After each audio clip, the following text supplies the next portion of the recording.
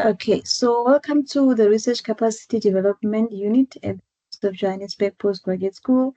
My name is Kokezo Pila, and I will be your moderator for today on this session on responding to feedback.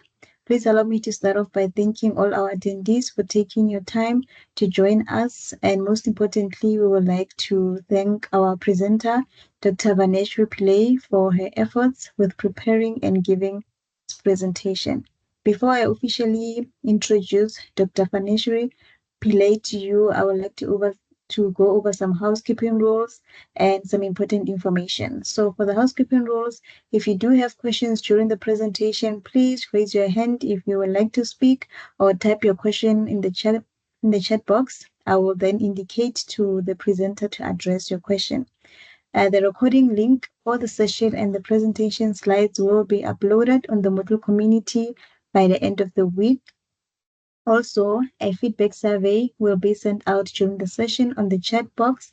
May we please request that you fill the survey out for us to gain some insight on whether this workshop was useful and how we can improve in the future. Without wasting any more time, please allow me to introduce to you Dr. Vaneshri Pillay, who is our facilitator for today. I will read out his bio. So Dr. Vaneshri Pillay obtained her PhD in 2021 under the supervision of Dr. Z. Ndaba and Dr. G.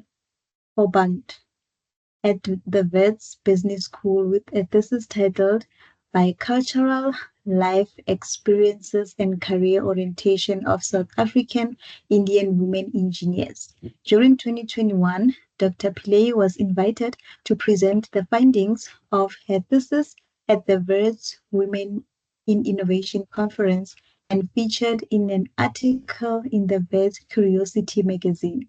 In 2022, she presented her first article at the International Conference of Gender Relations at the University of Aveiro, Portugal. Her second article was presented online in the same year at the Indian Society of Labour Economics Conference, Uttarakhand in India. Dr. Pillay recently presented the findings of her PhD at the Women in Utilities session hosted by Women Engage for a Common Future to an audience of female engineers in South Africa, eThekwini, and German Hamburg-Weser. She is due to present a third article at the Barcelona Conference of Education in November 2024. Dr. Pillay recently facilitated the assessment of postgraduate research module for the postgraduate diploma in research supervision and is currently supervising a master's student at the School of Education, Leadership and Management. She is employed at the University of Johannesburg in the postgraduate school as a specialist, policy benchmarking, monitoring, and research. So I will then hand over to Dr. Vaneshri Pillay. Over to you, Doc. Thank you, Koketso, for that introduction. And welcome to all the attendees to this session that deals with feedback. I'm just going to share my slides very quickly with you. Just give me a moment. Just let me know if you can see this. So we can see the slides. Okay, great. Okay, so today's session is basically talking about feedback that you would receive from your supervisor whilst you are busy with your research itself. So whether it's starting at your proposal or whether it's tweaking after your proposal has been done and sort of panel beating that document to your final product, which is either going to be your dissertation or your thesis in the case of a PhD. So what I've done is, I'm just going to move to the next slide. Okay, I think to start off, we first need to understand that there's different types of assessments or two types of assessments that one goes through as a student. One which we call an assessment of learning, and one which is an assessment for learning. So in terms of the summative assessment, so I think I've put a nice little picture there to sort of explain how this works. We're going to obviously look at the formative part of it, but I think it's important to also look at the summative, which is at the end of your sort of your writing, where you have submitted and it's gone through to examination, and your examiners then, as your audience, then gives you a summative feedback. That's basically an assessment of the learning that you have basically done whilst you're going through this journey of your research. But for this specific session, we're going to look at the formative aspect of it. And the formative aspect is more an assessment for learning. Okay. And it can take many, many sort of, different forms, where if you're sitting in a class, for example, that you're doing a module, your lecturer could give you perhaps maybe assignments that break down, specific concepts that you are learning, and then just to sort of gauge from there, how far you are in terms of the learning process. And obviously, when they get the feedback, they're able to then sort of tinker with that and see the areas where you require assistance. So feedback is something that's very important, especially when it comes to the formative assessment part of it. It strongly influences learning, and it's sort of like I'd say it's like a work in progress sort of exercise. So if we're looking at also now specifically master's students that are busy with the research, starting off their research journey, or PhD students, it's very important, the interaction that you're having with your supervisor and the type of feedback that you're getting. And this feedback that you're getting actually is the formative part. So if we look at the picture that I've put there, just to sort of illustrate, your formative would be, sort of you cooking in a pot. So it's your research that you are sort of trying to conceptualize. You've got this very big pot of things that you need to sort of, ingredients that you add in, and it's always sort of trial and error. You taste testing to see, whether you're making a sweet dish and whether you're really getting what you want out of it, or, maybe adding in more ingredients or taking out ingredients. And when you have finished that part, you will come to what we then call the summative part of it, where, the audience that you are creating this for will then taste this and, will be able to then sort of give a very critical sort of, review in terms of, have you actually met what was required for, I'm going to say in this instance, the soup that we're speaking about. So, for example, when we look at, I'm giving you a very weird example, MasterChef. They have those competitions where they say to them, okay, we're giving you a set sort of recipe that you need to follow, and you guys need to follow this and sort of make this exactly how we asking you to make it. And then you have the judges at the end to taste, to see, have you followed it, where did you fall short? And I think part of that formative assessment, that formative feedback, helps them then to understand that, yes, we could have had exactly what you told us to do, but maybe there are certain things that we didn't do exactly the way we should have done, and this is where we can actually better ourselves. Okay, so just something in terms of types of assessments. And, for this session, we're going to look at mainly formative assessment and the feedback that we get from a formative assessment, and how that basically feeds forward into how you move through your research journey. Okay, just something about UJ, because you guys are all UJ students, just to let you know that there are documents that govern the process. So, for example, we have the student supervisor relationship policy. I've given you a link there that you can actually go and you can have a read through. And linked to that is the student supervisor agreement. Now, this is something you will sign with your supervisor once there's an agreement in terms of the supervisor that's allocated to you based on your area of research. And this is done within the faculty. Within this agreement, there are various obligations that the supervisor has. There's various obligations that the student has. So there's obviously certain things each party needs to do, and you sign to this. Then we also have level relevant rubrics, and that's something as well. So, for example, each master's and each PhD, there will be specifics in terms of what the credit value of that qualification is. There's specific things that students would need to meet in order to fulfill the requirements of that qualification.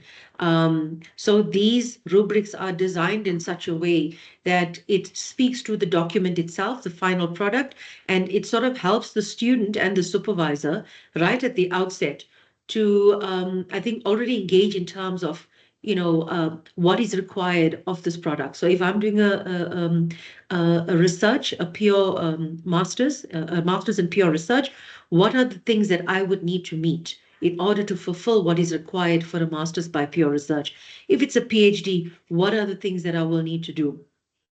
And then we also have the guidelines from the Faculty Higher Degrees Committee and the Ethics Committee. These are also guidelines that help you in terms of specifically when it comes to ethics, in terms of ethical considerations and how you would then execute your methodology in a way that is ethically correct, if I'm going to call it that way.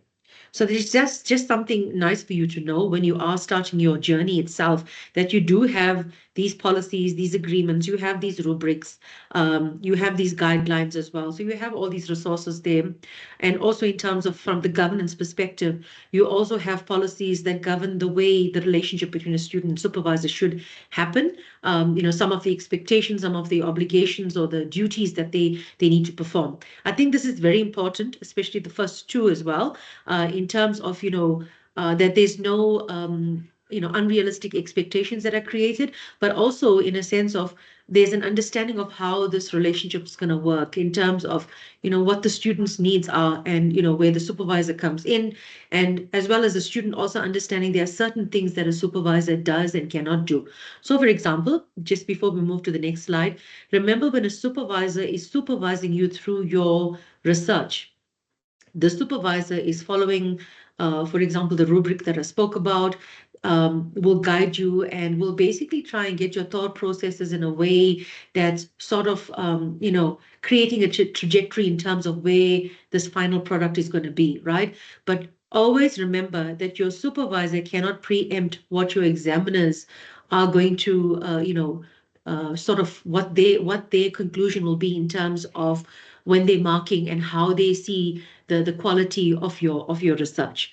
So always remember that. So when a supervisor is supervising you, yes, it's a lot of the supervision that's happening that guides you, but it's a lot of what you do as a student as well that also, I think influences or sort of guides that trajectory in terms of where this document or this research piece of research is going. Okay, now 5 sources of feedback problems. I've listed here 5. You can see where I've taken this from. It's from Chug et al. On supervisory feedback. So I did a module recently for the postgraduate diploma in research supervision, and it was more from the other side. So I was sort of speaking to supervisors in terms of what they should do, and sort of tips and guidelines of how to become better supervisors. I use some of this because I think it sort of springs back in terms of how that influences the way, supervisors also interact with their students. Now, 5 sources of feedback problems is it's listed here in terms of the content of the feedback, how the feedback is given. Number 3 says the student. Number 4 is the supervisor. And then what I spoke about, divergent expectations. That's why I said to you that the student supervisor policy and the student supervisor agreement is very important. That you get that grounding and that foundation when you are doing that agreement with your supervisor in terms of what are the expectations, so that you can also gear yourself as a student to know that this is what's expected of me. And obviously, you're doing a research, but over and above this, you have a life. Whether you have children, whether you are married, and certainly you may have a job that may be very demanding. So I think all those things at the outset, need to be discussed so that the supervisor also is aware in terms of, when these feedback sessions need to happen, or, what sort of, things you are carrying over and above just this research that you are doing. And it'll make more sense in terms of you all then negotiating how you all are going to do the feedback session. But if we go to the first one, which is the content of the feedback. So some of the main issues that you do have, okay, I'm going to go back the slide. Okay, it's fine. I can leave it on this. Content of the feedback. So sometimes what tends to happen, and this all depends on, the way your supervisor, each supervisor works differently. So you'll have a supervisor that reads the content and will perhaps maybe do, track changes and, make actual comments on, specific things that you've done. Then you'll have a supervisor that may just give you maybe one word. They may just say something like agree, or they may say something like confusing. So sometimes the content of the feedback as well that you receive may not be something that you would have expected, and may confuse you even more, may make you, may make this process an even more daunting experience because, for example, when I did started my PhD, the initial supervisor that I had, who I did not actually end off with after that, he used to give me very one-worded sort of, responses, and I could not understand what he was trying to tell me. you know and when I spoke to other students that he was supervising, they said, well, look, we also have the same problem. He just puts one word and then you're supposed to sit there and wonder, okay, what exactly are you trying to say? So I think it's also where when you find yourself in, those kind of situations, it's about how you're going to bounce back. And, that's where the relationship with you and your supervisor becomes very important as well. That you're going to feel comfortable to say, look, the content of what you've given me or the feedback you've given me on the content it's not clear enough for me to understand exactly what it is that you want me to do. And then it's also, so that was number one. We spoke about the content of the feedback. Then it's the timeliness as well. So you see about a quote here where it's talking about, inadequacy, the untimeliness, whether it's unconstructive or non-critical feedback for postgrad students. Sometimes what happens as well is you send something to your supervisor and, you wait now, you've probably given them your first draft and you would expect, okay, I should be getting something back in the next, 5 to 7 working days, and it's gone, 2 months down the line, you've not received anything. And that becomes a huge problem for students as well. So, some of the things that you can do, and I mean, that's what I did as well with my supervisor. I used to actually set reminders, where you flag your email that you're sending through, and, you sort of give the person to say, here are reminders that's going to pop up to sort of remind you that you need to be sending me something through. Though that's not something you should ideally be doing, as the student, supervisor should be giving you, ample or a timely feedback so that you have ample time to then apply your mind and, move on to the next sort of iteration of it in terms of what feedback has been given there. So the third one that was listed there was the supervisor. And here it comes down to, as I said, all supervisors are very different in the way they're supervising. So, for example, you'll have maybe a supervisor that would handhold a student. You'd give the student everything that they required, though, I mean, part of the course when I taught, what we did teach supervise was that is not what you're supposed to be doing. You are there to guide the student through the learning process, but you're not there to, spoon feed the student. You gotta, but, do things where you get the student thinking and, perhaps maybe direct the student, whether it's sources that they need to look at, main thinkers in a specific area, maybe direct the student to another master's student or a PhD student that you've done and said, have a look at that PhD and see the way the person has structured that, and that's something key as well. If you've got a supervisor, something I think that would be beneficial to you is maybe have a look in the library, in terms of which other students did your supervisor supervise. So if it's a master's or a PhD, have a look and see of what these students have already done. I think you will already have an idea then in terms of, how your supervisor would want you to structure certain things because each one does it very, very differently. So if I compare the way my master's supervisor, supervised me and how he had me write up my master's compared to the way my PhD supervisors did it, it was very, very different. And the way they did the supervision for the PhD part of it, I had already built in 3 articles within the PhD. It was very easy for me once I had completed to actually just lift the 3 articles out of it. So I think that's something that you can do as a student as well, to help you to sort of understand the way, this supervisor actually works, and you will see a pattern. You will see a pattern in terms of how, each student they've supervised. If you look at the end product, it should give you a bit of an idea in terms of, what's expected of you and, what kind of a structure you're going to be looking at. So that's when it comes to supervisors. Now, when we look at also you as the student, students are also very different in the way they perceive things as well. And the one very difficult thing about feedback is, where you've got to be able to actually take feedback that's not very good and try and sort of, percolate that information and then try and, use that information to try and get a positive. It is a very difficult space to be, especially if you have a supervisor that's, doesn't have the knack of telling you in a way that's, much more motivating or positive. You may get a supervisor that, is just sort of very candid in terms of saying to you, listen, this year, I don't know what you wrote, but, it's really not making sense or whatever it is. You just need to find a way of how you bounce back. As I said, you get all types of supervisors, but remember, you have a voice as a student as well. So if you are feeling uncomfortable about something, if you feel that, you didn't feel that, you don't understand why this was sort of put in as feedback, you have the right to ask your supervisor, I'd like to know, in what context are you giving me this feedback? I want to learn from this, but I need to understand where you're coming from as well. Okay. And then we spoke about, I really need to go back. So I'm just going to stop sharing. So I'm going to go back. Sorry, just give me a moment because my screen doesn't work the way yours does. I just want to go back to it. It was the student, the supervisor, and the divergent expectations. Okay. So I'm going to go back to the slide here. Just give me a moment. Please stop me if you do want to ask any questions as I'm going along. Or if something doesn't make sense, you're more than welcome to just, just raise your hand and I'll speak to it.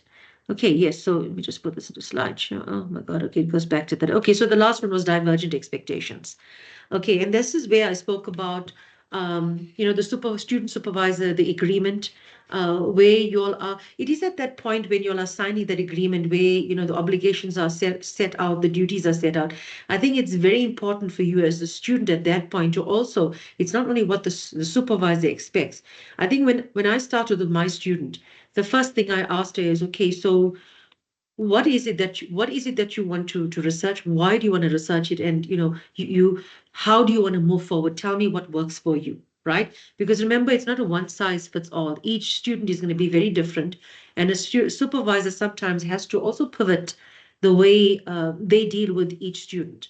So some students may find it, maybe easy to use, very, visualize and use things that help them in that way. Some students may not even need that much of guidance from the supervisor. They just need them to say, okay, this is what we need you to do. These are, and then they move along their way and they do what they need to do. So each student and also level of qualification as well is very important in terms of, the type of supervision that you're getting. When you're starting your master's, it's something very fresh. It's something very new. It's very different from doing an honors, report.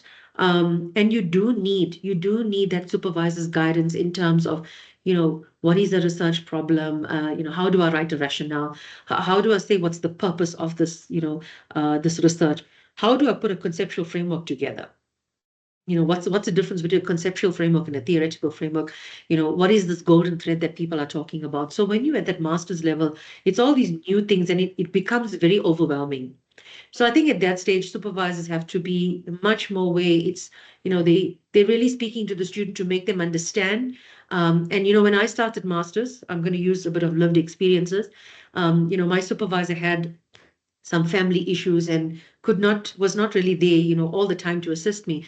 That's one of the things that I did do, what I previously spoke about. I went into the library and I took out some MBAs and I took out some other masters and I started reading to see, let me see how they are doing this, even though, the area may be different, but the principle is the same, how they would structure a research problem, how they would write a purpose, how they'd write an introduction, how do they come up with their research questions, how do they tie all of these things in? What is a conceptual framework? Okay, let me see how they did it.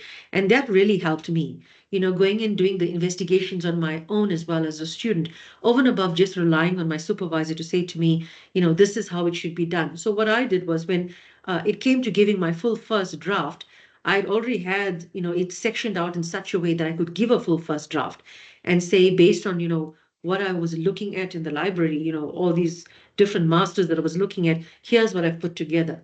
And I think that helped so much in terms of, obviously the supervisor said to me, chop and change these things around because supervisors also have a specific way they want you to do it. But I would say, 60 to 70% of the work was already sort of in there. And there was obviously that underlying understanding of how this works. And once you get that momentum, once you get that momentum and you get that, I always call it the light bulb moment, you just sort of move ahead. Okay. And you'll even find yourself at some point, you get so used to this that you'll sort of just tap into your supervisor when you really have, your second iteration or your third iteration, just to say, here's the full draft now of my second iteration based on your feedback. Tell me what you think. Okay, but when it comes to that, that expectations, it's very important right at the outset that, be open with your supervisor and say to them, this is what what are the expectations? And, I'm already, for example, I am already holding a full-time job, and I'm a mother to 3 kids, or I'm a single dad. So, I have these difficulties. So can we maybe discuss and, decide in terms of, when it comes to feedback and when it comes to, chatting to each other or setting up meetings, what can we agree upon? And in terms of expectations of, how soon I need to work through chapters and how soon all those sort of milestones need to be agreed upon and then work towards. Okay, so then I've got this here where you can see this cat that looks very, very shocked saying, what the fudge, someone give me catnip. Okay, and this is, I mean, it ties back in where your supervisor now, let's say you've put in you're doing your proposal, you put a first draft together, and the feedback that you get is you just, you're unsure whether it's the person's being objective or being, there's criticism in there. So where it's from a personal sort of point of view, and it's sort of divergent in terms of you spoke to your supervisor, you agreed in that first meeting, this is what you will do, and suddenly everything seems very unclear. It doesn't look like what you all had agreed upon. The comments are sort of, far south in terms of what you all had spoken about. And then you're getting feedback that's irregular. You're not getting the feedback in time. And when you are getting the feedback, it's feedback that you don't understand because the language doesn't make sense. And then you sort of put in a very sort of between a rock and a hard place because you may find yourself, and I mean, that happens to, I think, many of us, where we find that we feel the supervisor is at that level of, superiority, and who are we to question this person? But remember, each of us all started this way. It was not where we suddenly just became doctors and we suddenly just got PhDs. We all started this way where we had to get, this kind of feedback and we had to deal with the supervisor. So find your voice. Don't be afraid. That's what I want to say to you. Find your voice. Don't be afraid. Have a good relationship with your supervisor. Where you see that you are unsure, even if you see something where, it's like it's so hurtful where the person's saying, this is nonsense that you've written. Okay, and that's very hard to it's a hard pill to swallow. Though supervisors should not be saying something like there's a better way that they can, they can say that, I'm not understanding what you're actually trying to say here. Can you maybe expand further? So these are the kind of things we also, as much as I'm doing this with you and I'm sharing this with you, we are trying to teach supervisors as well on how to actually, tailor the way they work with each student because each student is different in terms of how they will take feedback and perceive feedback. And remember, we all are not robots just coming in with, set personalities and set identities. We are coming from different cultural backgrounds. We are coming with different problems of our own. So I think, that's where the supervisor also needs to kind of gauge with the student and, kind of understand where the student's coming from. And there needs to be this sort of, common ground in terms of this is where we're lifting off as supervisor and student. These are the milestones we're setting for ourselves. This is what I expect from you as a supervisor, and you have the chance as well as a student to say, well, let's negotiate this because look, you want to meet, on a Saturday, but unfortunately, I won't be able to do that. I've got kids or I've got other commitments. So these are the kind of discussions that need to happen. And I think one of the worst things is when you have, I think I did not put that here, but it's where you have no feedback at all. You're just sort of hanging there and you're not sure, what's happening. Supervisor not getting back to you. So just, from me to you, because I mean, we are for always, I think we are students forever. We are always learning, we relearning, we unlearning. It's never a thing of you just got a qualification and the learning stops. Learning continues. So, I mean, even when you're writing an article, it's going to go through, for peer review and it's going to come back from editors with sometimes not so nice sort of remarks, or feedback. But one needs to sift through that and take what's only required. If you're seeing that there's stuff in there that doesn't make sense to you, and the supervisors also, from a personal point of view, is sort of badgering you, saying that this is nonsense. And just remember also at the end of the day, when I say find your voice, know that it's your research. So always have that ownership that it's your research, it's what you want to do.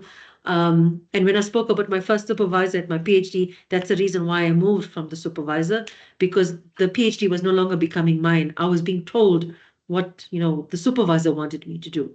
So when we all do research, we take up things that's obviously a passion. It's something that we want to take further. We want to, better make some societal impact. We want to do things out of that research. We don't just want this thing to sit on the shelf and, gather dust. So always bear that in mind. Also, when you're getting that, when you're getting the feedback that's not so grand, remember as a writer, it's difficult, but this is all part of writing. It is something that will happen when you are writing, especially when it comes to the academic part of it, where it's academic writing. You will definitely have to have the feedback to sort of guide you in terms of it's not the normal style of writing. Any one of us can write a story, but academic writing is very, very different, and that's the reason why you obviously need that supervisor to guide you in terms of, what are the rules of writing academically, and in terms of the sort of area of research that you are writing on as well. There's specifics, in terms of sources that they use, and things that the way that the writing style happens to really sort of sit in with that, I'm gonna call it that area of research. So those are very important things you can get from your supervisor. But remember, where you see, it's not where every comment that comes from your supervisor is something that you need to sort of just, then just say, oh, I give up because I don't know what more I'm going to do, right? This is a normal part of it, okay? And I mean, what I did was where I was getting for my PhD very few comments from the one supervisor. And, I don't know, maybe for me it was just a thing. My supervisors always seemed to have some family, problem that happened. In my case, with the PhD, my first supervisor had a bereavement. She lost two people very close to her within the same month. And I didn't hear for 3 months. I mean, I didn't reach out as well because I finished my data collection and then I just started to procrastinate because I was like, okay, I don't know what I'm supposed to do now. But the supervisor I sent an email and nothing came. And for me, it was just great. Okay, I'm also afraid to sort of, I don't want to even touch this thing now. I want to forget about it. I've done this ad nauseum. I'm just tired of looking at it. And then it came to a point where I had to then ask, when I knew what the situation was, um, I found out this was the situation, and then I had to, go through to the faculty and say, look, I need a second supervisor, I need a co-supervisor. And I can tell you when I had the co-supervisor, I started moving so fast with my research, it was not even funny. I think if I had the co-supervisor 3 months, I would have been, yeah, I would have probably finished my qualification, 6 months ahead of what I had finished. So I think it's also important, as much as we have as students, when you say students also have a lot of things that are happening. Remember, supervisors are also, they've got a life. They're also teaching, they're doing various other things, writing articles. So just make sure you are also checking in, because sometimes you're not hearing from the supervisor. And I think for us, sometimes as students, we feel like, okay, we'll just wait and wait, and we start procrastinating, but we don't actually even know that we're doing it.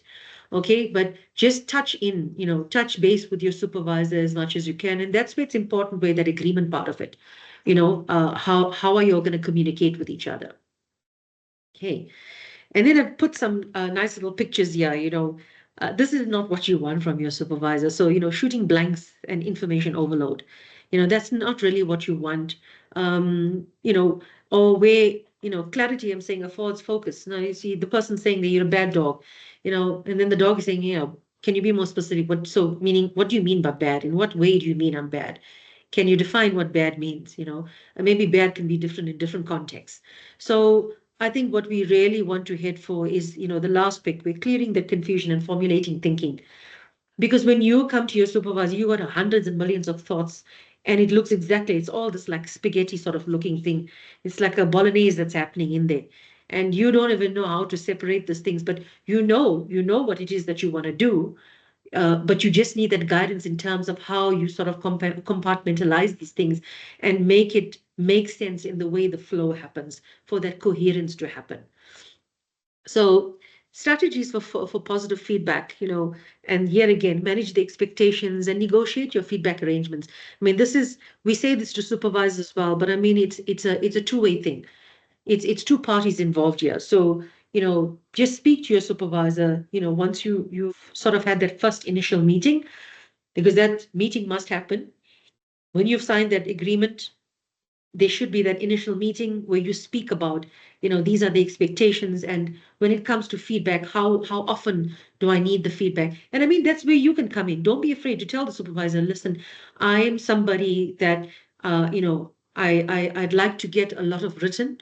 So, I don't fare well when it comes to just one word. So if you're giving me feedback on something, maybe rather do it where you're asking me in questions, can you explain this further, expand on this? Can you give me maybe cues to say, rather maybe look at this reading, this is going to help you.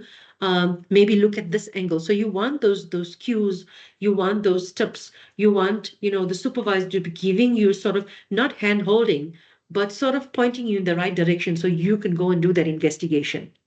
And then build it and maintain that positive, relationship with your supervisor.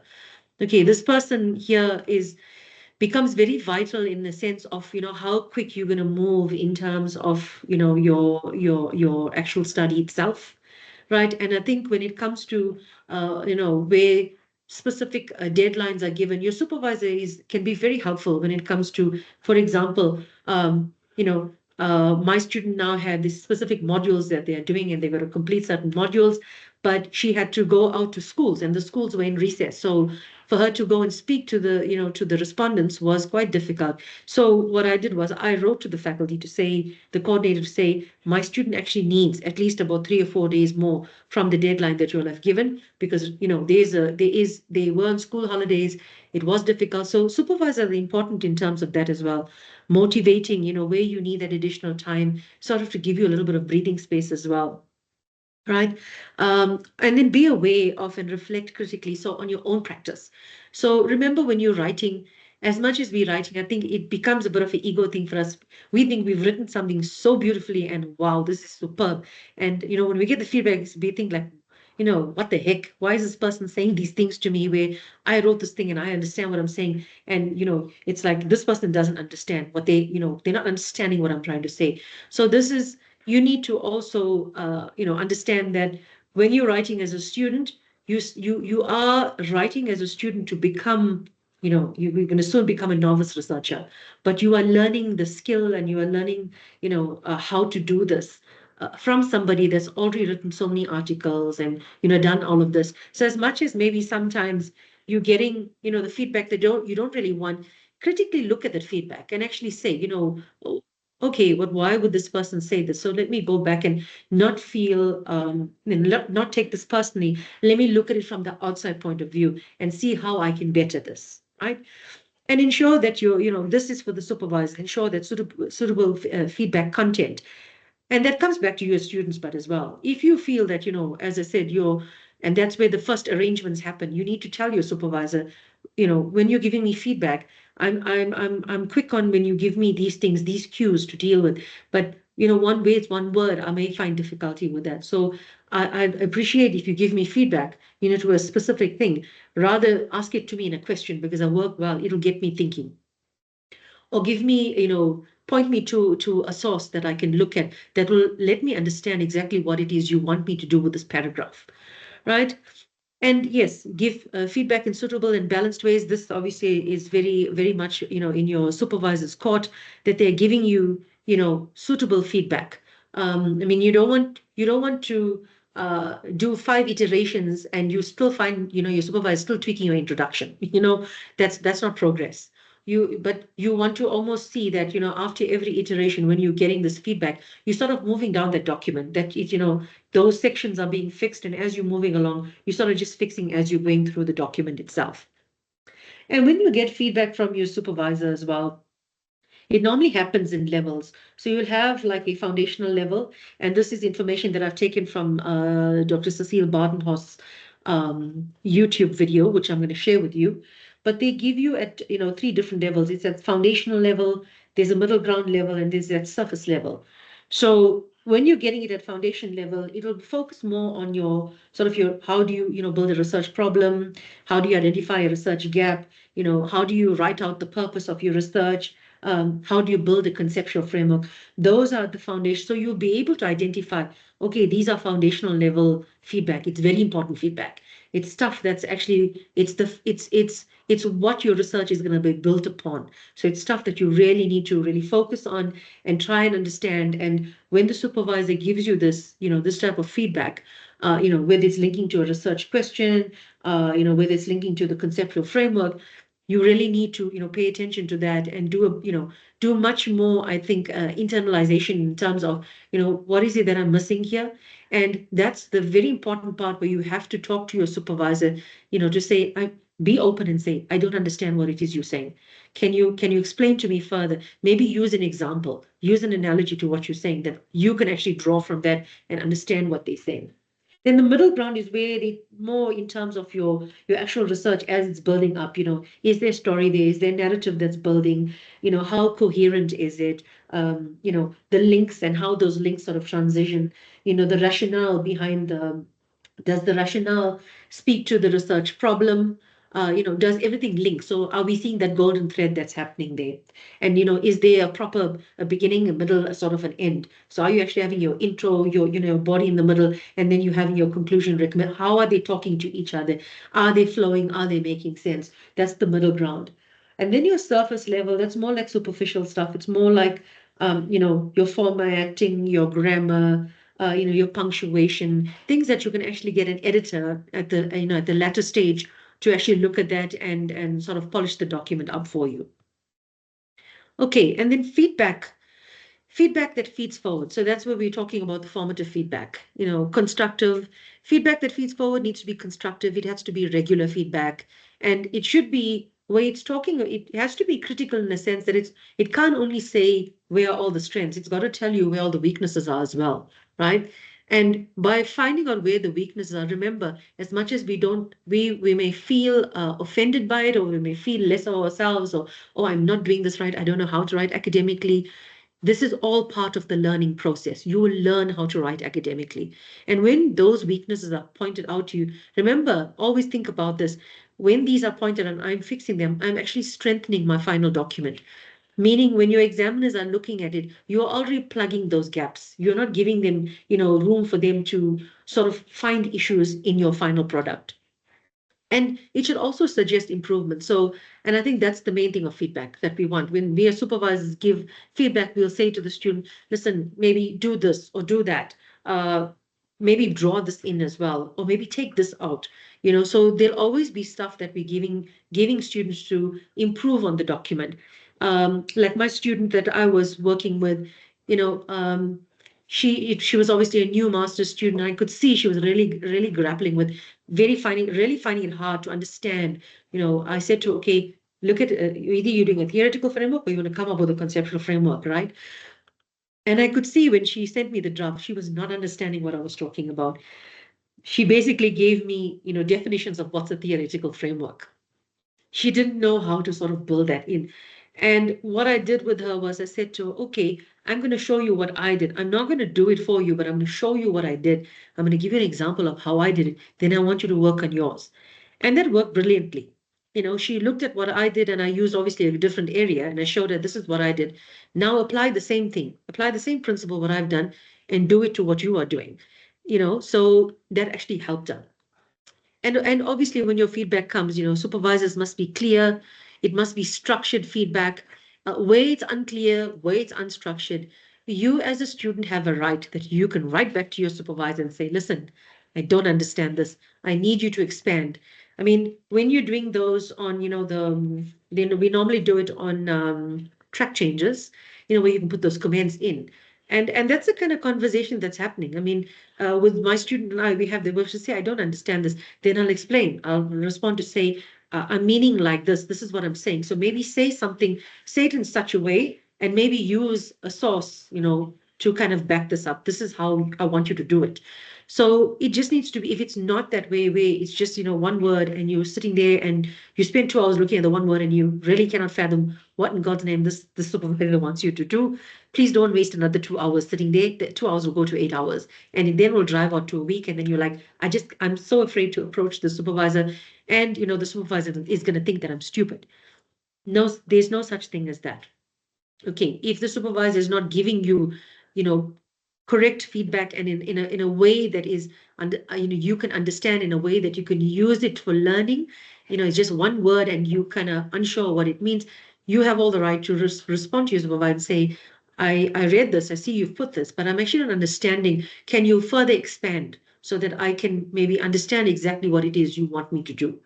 And I've put here where questions are used to gauge thinking. There needs to be some examples, like what I was speaking about, keywords or phrases, questions that the supervisor can ask you, just to get you to start, that thinking to happen. Because, when a question is posed, then you start thinking, okay, so you've posed this to me. I don't understand what this, but let me go and start reading up on this, what you're talking to me about. And then eventually, if you're not finding where the link is happening, you need to tell tell your supervisor, okay, so you told me about this scholar. I went and pulled out, these articles. I've read it.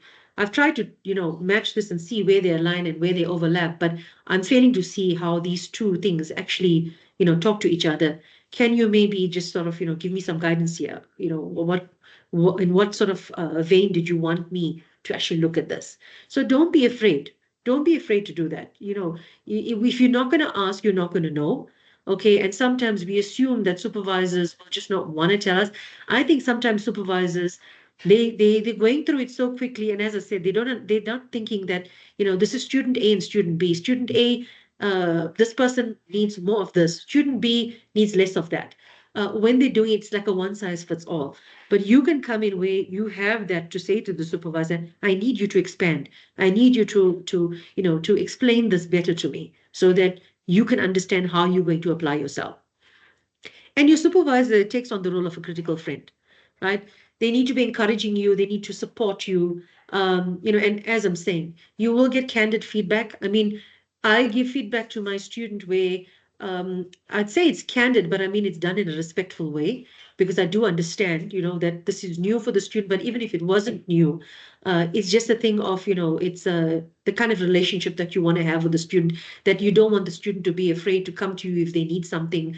You want to create that relationship where they feel as comfortable as possible, and that it's a very sort of, motivational, encouraging environment that the student feels that they can actually move forward with their work. Okay, so remember, your supervisor is there to assist you, but he or she will be that critical friend that's going to say, sometimes give you feedback that you're not really going to like. Okay, but take that advice as well. Take it, obviously use what you can use from that, because it just makes you a better writer. It will make you, make your thesis or your dissertation a stronger dissertation or a stronger thesis. And I used here showing you the feedback sandwich, the sort of the technique that's used. I mean, you can use any analogy, the sandwich, the burger, whatever it is, but it's the build up that happens. And the build up, from your buns going on to your burgers, to your garnishes, and, finally package this thing and somebody's going to eat this thing and it needs to be the best burger on this earth. So that's what you're doing with your research as well. Okay, and remember, you're going to do trial and error. You're going to get some things wrong. You're going to get a lot of things right. But for the things that you're getting wrong, just remember that it's part of the learning process. There's no one person that wrote the first time and it was brilliant. Every person, even your supervisor, who was a student at one point, was also writing and getting similar sort of feedback and had to then know how to, take what they needed from that feedback, harness it, and use it in the most positive way. Okay, and then gearing yourself.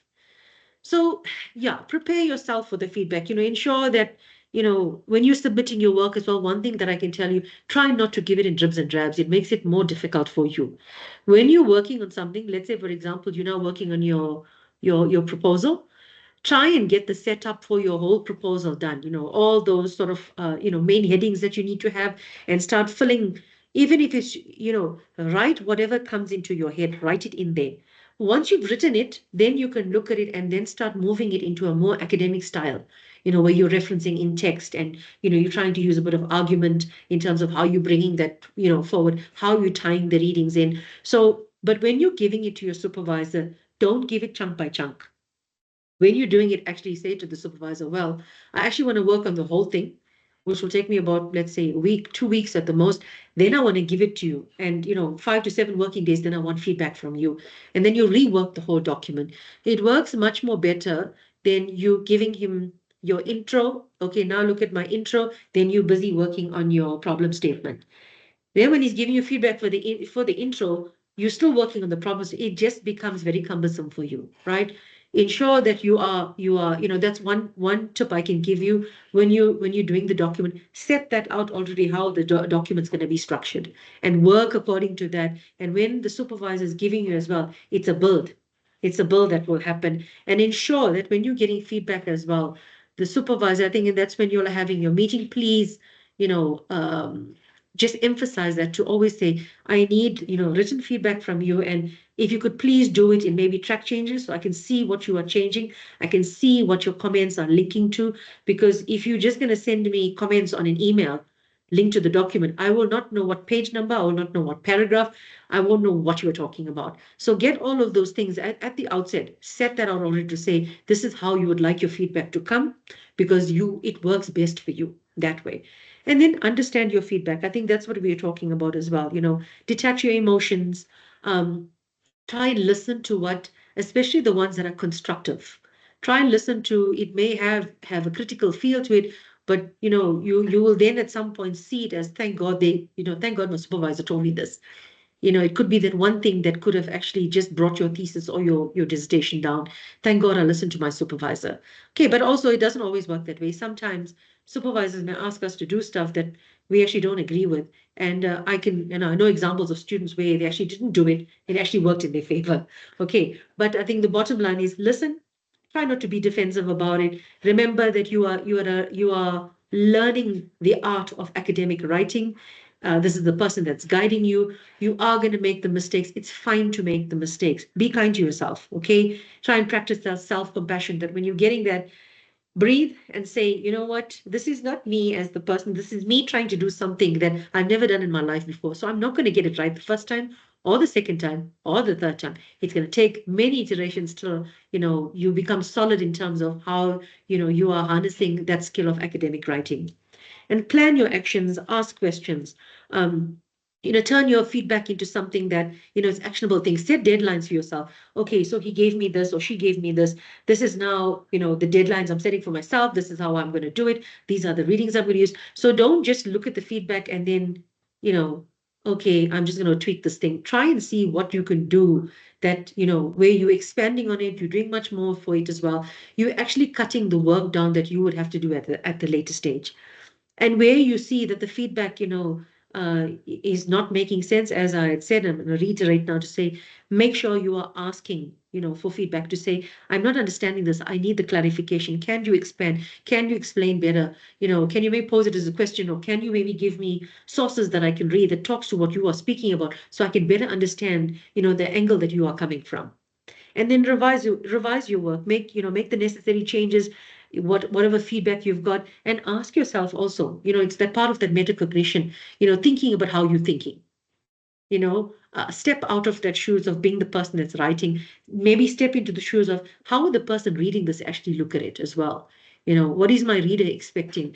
And, what should I be doing to try and engage that reader as best as possible? And then reflect on your learning. Use the feedback to improve your research skills and especially your writing skills. Academic writing is tough. It's a very different style of writing. I mean, there were times where I questioned myself while I was doing my master's. It's like, this is not reading it's not reading like how it's supposed to read, but it takes practice, it takes time, and it's iterative. It becomes very annoying. Where you're doing so many iterations that you feel, I just can't look at this document anymore. So maybe one thing that you can do is take a day where you take your eyes off your document. Go and do something, whether it is you want to jump out of a plane or a parachute or whatever it is to get your juices working. Do something that, takes your mind away from that. Sometimes when you're looking at something over and over again, it doesn't become productive. You need to maybe step aside, do something different, and then come back maybe after a day or two, then give it your attention. You will read it as a new person, and you yourself will see where the gaps are in terms of, oh, okay, so that's what, he meant about when he gave me that feedback. Right now, I know what I need to do to sort of plug these things in. Okay, you come in with a much more the fresh brain, a fresh set of eyes, and you're not feeling as emotional or charged up about whatever feedback you've got. You're able to, take it head on. I've got a nice video here. Koketso, how am I doing for time? We still left it an hour. So the session is Okay. scheduled until 3. Okay, so what I'm going to do is I'm just going to play this for you. Let me see if it comes up here. This is from Cecile Bartenhorst, but I'm just going to play this so you can just watch this, and then we'll go to the next slide thereafter. Opens.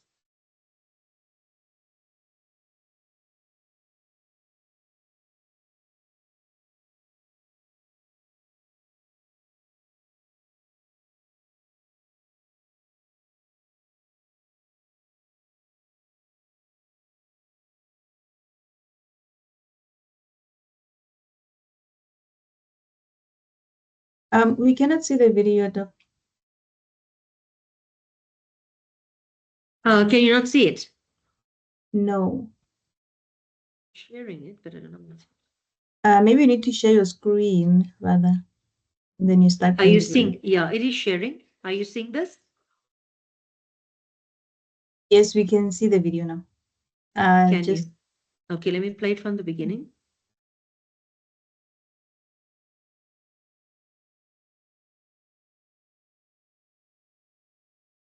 Okay, we can see the video, but there's no sound.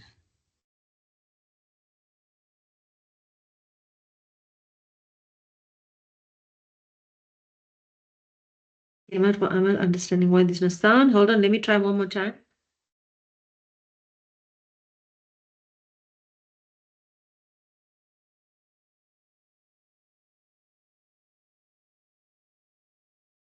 Give me a second. I'm going to try and share it again. If we're not able to see it, that's fine. They can always watch it when they have time. But I really wanted to share this so that it will actually inform some of the questions and the discussion for a little later. Tell me if you can hear it now. No, there's still no sound. Okay, this is not going to work. Let me stop sharing. Let me go back to the slides. Sorry about that, but it's there in the slides. The slides are going to be shared with you. So please go and listen to this one. Let me just, oopsie, sorry. I don't think I'm sharing my slides right now. Just give me a moment. I just want to get back to the slides itself. There we go. We're here. Let me just share with you. And he's so tiny. So, can you all see that? Yes, we can. Just put it in slideshow mode.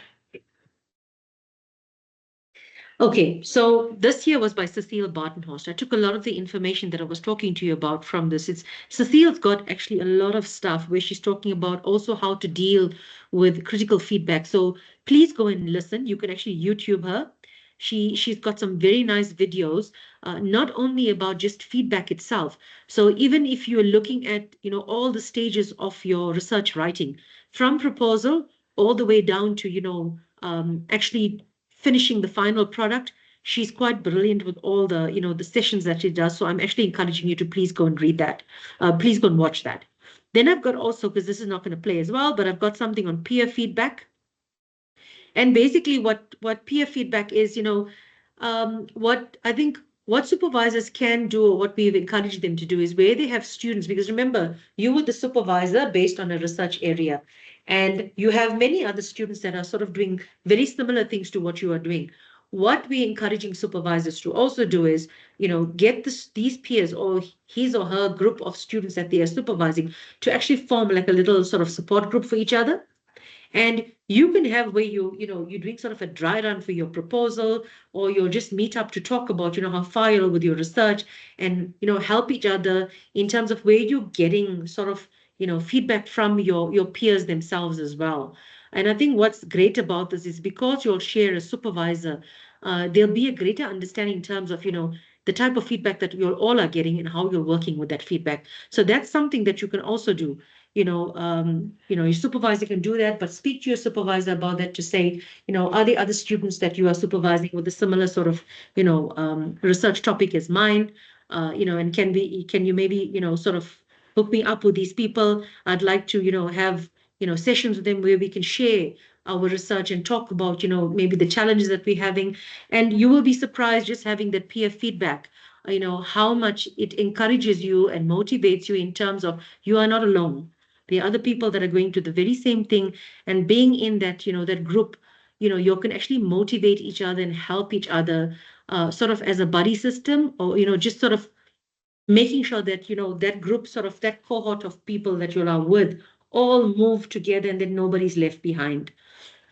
And then there's something here from Research Beast as well that I put in that talks about critical comments from your supervisor. And this is more for PhD students, but master students can use it as well.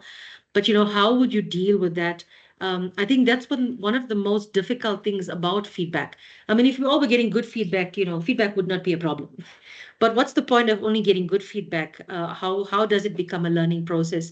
And this is why when we get these critical comments, coming through, we may feel that it's the supervisor taking, a stab at us, but more than often it is not that. I think that supervisor is also thinking on a very high level. What we've also conscientized them to is also make sure that when you are supervising a student, that they are aware. If it's a master's student, how do they actually engage with that student? Because each level demands a different sort of supervisory level from the supervisor themselves, so that they should just be aware. Because we have supervised, sometimes they're supervising masters, they're supervising PhDs, and they sort of engaging with the students, even though the qualifications are on different levels, the expectations become the same. They're expecting from a master's student what they actually expecting from a PhD.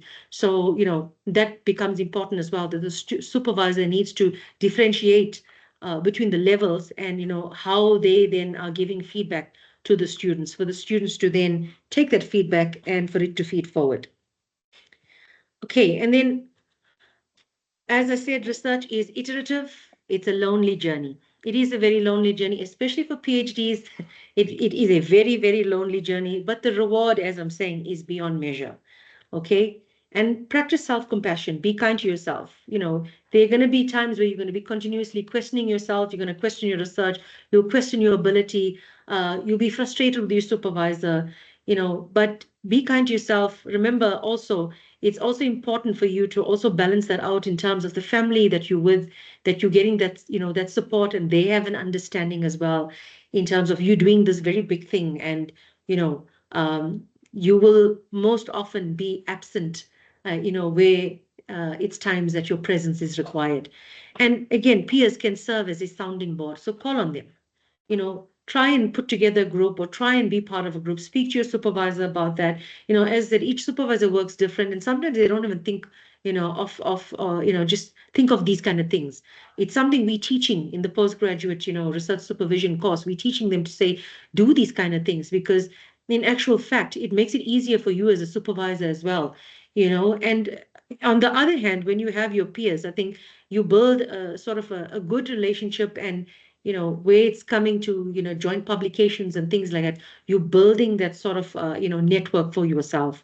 And the last thing is, don't give up. Remember, even your supervisor was once a student that was getting very bad comments, critical comments, and was in the very same space as you. Some supervisors always have that at the back of their mind. That is why when they are dealing with the student, it's about, I was in your shoes before and I know what it is like. Therefore, I will always extend that, that hand to assist you and make this, this journey and this path, less stressful as opposed to what, I've been through as when I was a student. But you don't always get all supervisors that way. Some supervisors will just expect you to just sort of, catch on. You got to, sort of hit the ground running. But as I said, please use those documents, your student supervisor agreement, where you have that initial meeting. You set down the, what are the expectations, what are things that you can and cannot do? Because remember, it's two people trying to work on this one thing and get this thing moving, someone that's guiding you, but you have a life and you have many other things happening. So just get those ground rules sorted out, how you'd like your feedback to be given to you. how often you'd like your feedback, and also, talk about when you're working, how you would like to work. I want to do a full draft and then I want to send it to you. And then, you give me stuff in, you're doing it in track changes with comments. And, it will be helpful if I can get the comments from you at least, within from the day I give you 5 working days later, because you've got other things that you need to do. So the quicker you get your feedback, the quicker you can actually work on it and you can get the next iteration going as well. Because remember, when it comes to your PhDs and your masters and, all qualifications for that matter, there's, a minimum time or a time for completion. So you don't want to be trying to, panel beat a document at the 11th hour, trying to meet a deadline. So, just make sure that you are setting that all those sort of things with your supervisor, you're agreeing on it, and there's something in writing in terms of that agreement. Maybe that first meeting that you'll have a recorded meeting where you're agreeing to these things, and where your supervisor is not actually meeting their obligations or their duties, not fulfilling their duties. This is why I've pointed you out to the governance documents, and you have your faculty that you can go to as well, that you can speak to. If you're finding a supervisor that you're not gelling, there's personality clashes, you're just not getting anything, remember, you can still go back to your faculty. They also have, an obligation to find a supervisor that's going to work with you to try and get you through your qualification, right? To get you through that research journey. Okay, and then my last thing is, you've got this. So please, yes, when the feedback comes, whether it's from your supervisor at the formative stage, your supervisor also has a role to play when it comes to the summative part of it, because remember, you will still get feedback from your examiners. Okay, that can sometimes also be very daunting. It can be very troubling. It can be very emotional for certain students as well. And the supervisor really needs to know how to come in there and help you sift out what you shouldn't actually be worried about. I've read some examiner reports that came where it was really bad, the things that was, said to the student, and faculties actually, they just actually blanked that out when they gave it to the student to say, we're not demotivating students like this. It's not required. We only want to know what can better the thesis. We don't want to know what the examiner's personal view is on this, right? So just create that relationship with your supervisor. And as I said, you as well as a student, you play a very big part. I'd say it's 20% of your supervisor, it's 80% you. Do the additional that you need to do, where you're getting feedback from your supervisor, you're not understanding it. Please, you use your voice, right? Write to your supervisor or set up a meeting. Sometimes writing back to say what you don't understand, sometimes the supervisor may not even understand what it is that you don't understand. So key would be also, try and have that, even if it's not to face, but there's online meetings where you're actually chatting and you're saying, if I share your document and say, this section, I'm not understanding what you are saying. Can you please expand? Keep your notes, keep a log, start a journal if you have to, just to write these things down. But feedback is not always going to be good feedback. I think that's the key thing that you need to understand. And once you make peace with that you are learning how to write academically. So when these comments come in, always think of yourself as, I am learning how to do this. So I'm not a professional at this. I'm learning to become a professional at this. So in the stages of becoming a professional means that there'll be many times where you're going to get bad reviews, you're going to get bad comments, you'll get poor comments that, yeah, really don't make you feel good about yourself. But you know what? You've got this. Just, look beyond this and look at the final goal, what it is, and what you want to achieve. And I think that will assist you then to take what is necessary from there and use it in a positive way in your learning journey. Okay, I think we finished quite early. So if there's any questions, I'm open to take your questions. Anything you want to share, maybe you want to discuss, now's the time. I'm going to mute my mic and then we can take it from there.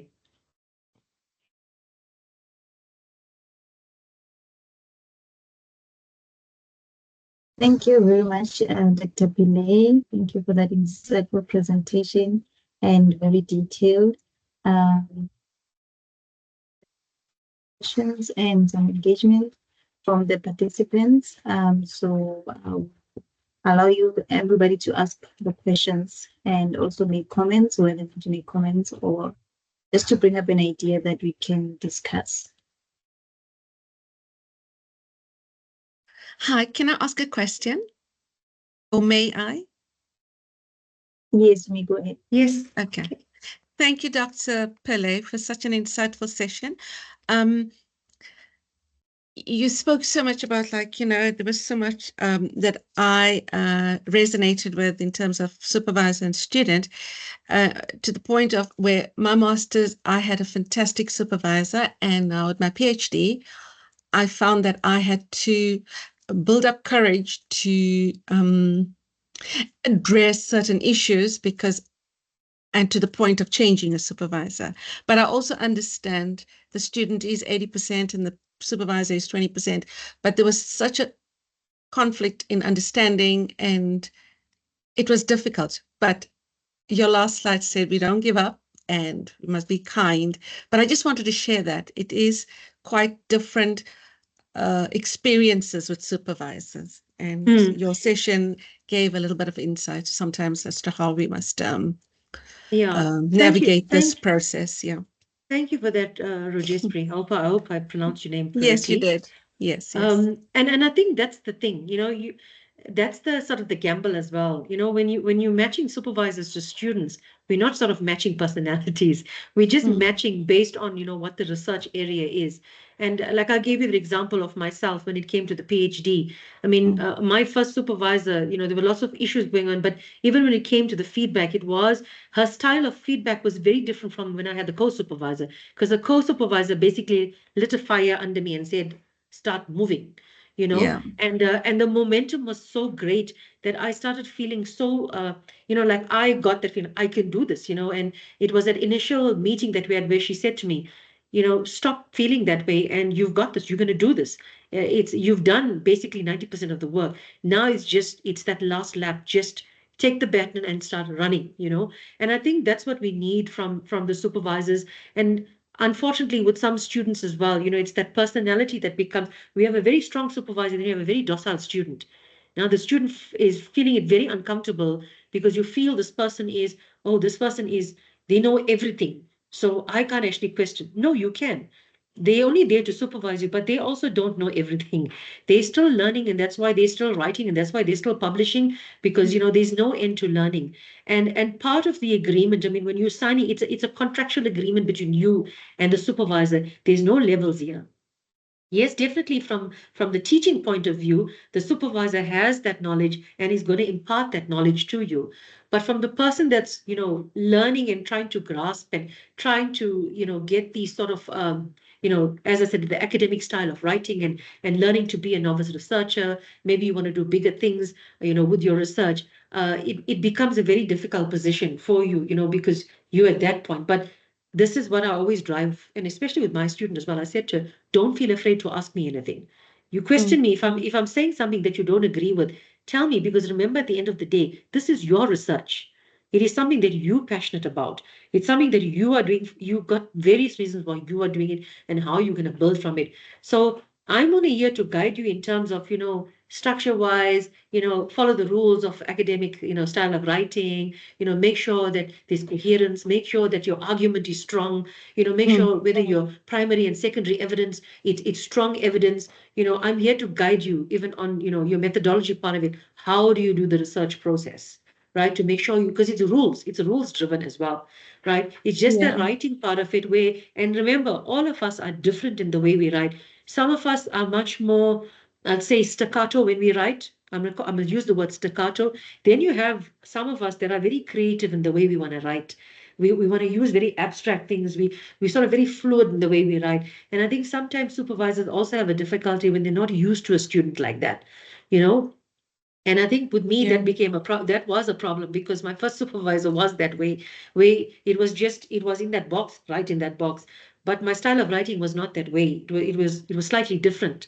Although it was a management PhD, it was very much touching on the social sciences. So Right. yes, it's important then, when you're getting somebody that's also assisting you, and where you feel maybe, and this is for everybody in the room, where you feel, okay, this supervisor is very strong on methodology, and but I'm just not getting that what I want. You have a right to go and ask for a go and ask for a co-supervisor to say, I need a co-supervisor that's going to help me. This person's helping me with this aspect of my research. but there's certain things that the supervisor is not able to do for me. Yeah. Okay, you can go and do that, because it's also, remember, PhD, a lot of PhD, when it comes to the end of your product, it's about your voice. It's about your voice coming out. It's not about your supervisor's voice coming out. Your supervisor is helping you to how to formulate your thoughts and put it in a structured way, that it's a coherent piece of work, and there's new knowledge that you're creating. But it's the way you're writing, it's you that's actually bringing that across. So don't lose the you aspect. That's what I want to say to everybody. It is your research. You're getting supervised on how to follow the rules of, what's expected. Because remember, we spoke about the rubric. That's something Yes. very important that I also want to encourage you all to do, please. Whether it's a proposal, whether you're working with your final document, please, when these documents go out to an examiner for marking, an examiner is given a rubric that they need to mark against. Now, what would be great is if your supervisor is sharing that in advance, that means you already know what the examiner is actually looking for and whether you are ticking all those boxes. So that's actually something very good as a guideline in terms of, you're not just writing a PhD in thin air. There is actually something that you are following that has criteria linked to it. And as you're going through your product, you're going to actually tick it off, and your supervisor got also something to tick off to say, we've met this, we haven't actually met that, we're halfway there, let's do more on this, so that we're actually satisfying what the examiner is going to be looking for. So those are little things that you can also do to make sure, because remember, when you're doing those iterations, if you're looking at the rubric already, you're kind of getting most of your work done.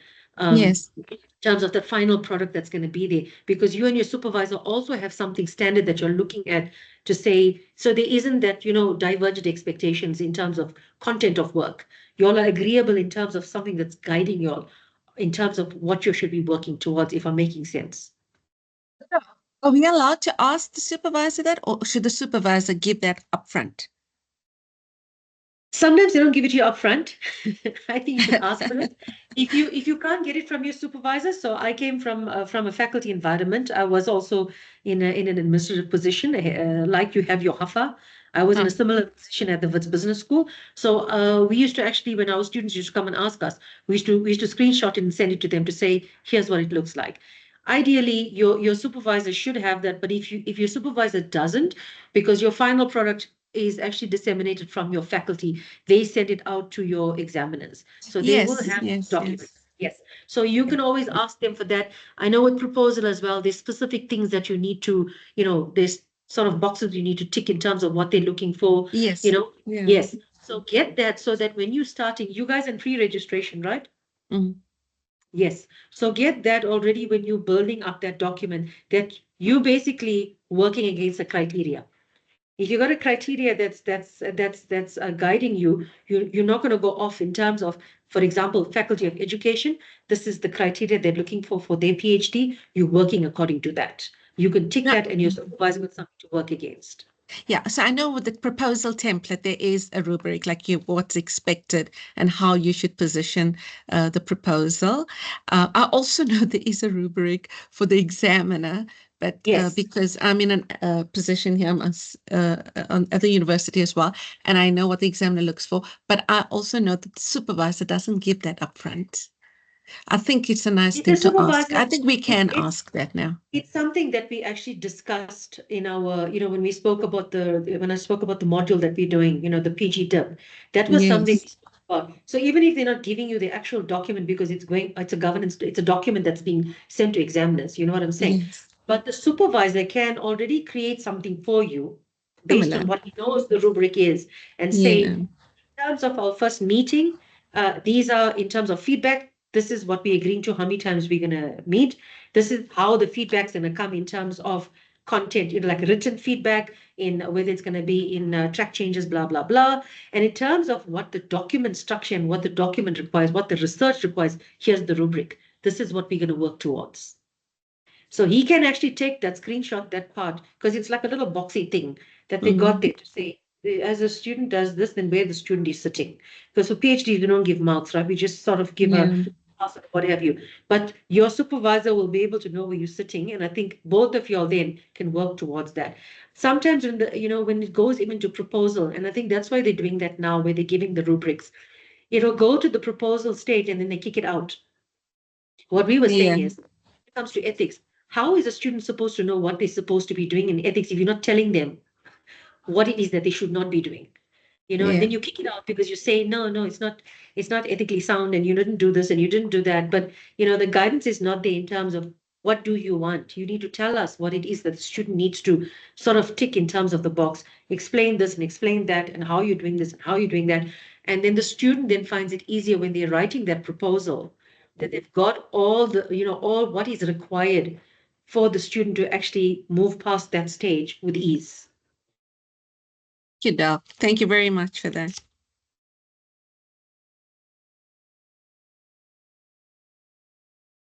Okay, thank you. We have a comment also on the chat. Thank you, Dr. Pillay. It was an insightful session. And another one says, thank you for a very informative session, Dr. Pillay. So everybody appreciates your efforts in presenting this presentation, Dr. Pillay. So we really appreciate that. Any other questions that we have for Dr. Pillay? We have a hand up from Zandisile. Yes, you may go ahead.